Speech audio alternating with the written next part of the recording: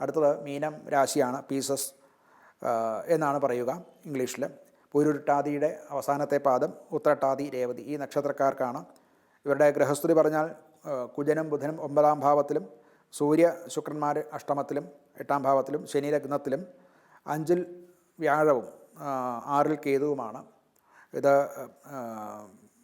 ജന്മശനി കാലമാണ്. അവർക്ക് പലതരത്തിലുള്ള ദുരിതങ്ങൾ അനുഭവിക്കേണ്ട കാലമായിട്ടാണ് ഈ 7.5 ശനിക്കാലത്തെ, അതും അതിൻ്റെ മധ്യത്തിൽ ആണ്. അങ്ങനെ ഒരു കാലമാണ് എന്ന് മനസ്സിലാക്കുക. എന്നാൽ 5-ൽ വ്യാഴമുള്ളതുകൊണ്ട് ഈശ്വരാനുഗ്രഹം കൂടുതലായിട്ടുണ്ടാകും. ധാർമ്മിക പ്രവർത്തനങ്ങളും മറ്റുമൊക്കെ ചെയ്യാനുള്ള ഒരു കാലമാണ്. അതിനുള്ള സാഹചര്യങ്ങളുണ്ടാകും. അങ്ങനെയുള്ള പ്രവർത്തനങ്ങളൊക്കെ ചെയ്യും. അതുപോലെ തന്നെ പഠനം, റിസർച്ച് മുതലായിട്ടുള്ളവർ ചെയ്യുന്നവർക്ക് അവർക്കും അനുകൂലമായിട്ടുള്ള കാലമാണ്. ധനപരമായിട്ട് പഴയ ആസ്തികളിൽ നിന്നുള്ള വരുമാനം, അതുപോലെ നിക്ഷേപത്തിൽ നിന്നും ഒക്കെയുള്ള വരുമാനങ്ങളൊക്കെ കുറച്ച് ഗുണം ചെയ്യുന്നതാണ്.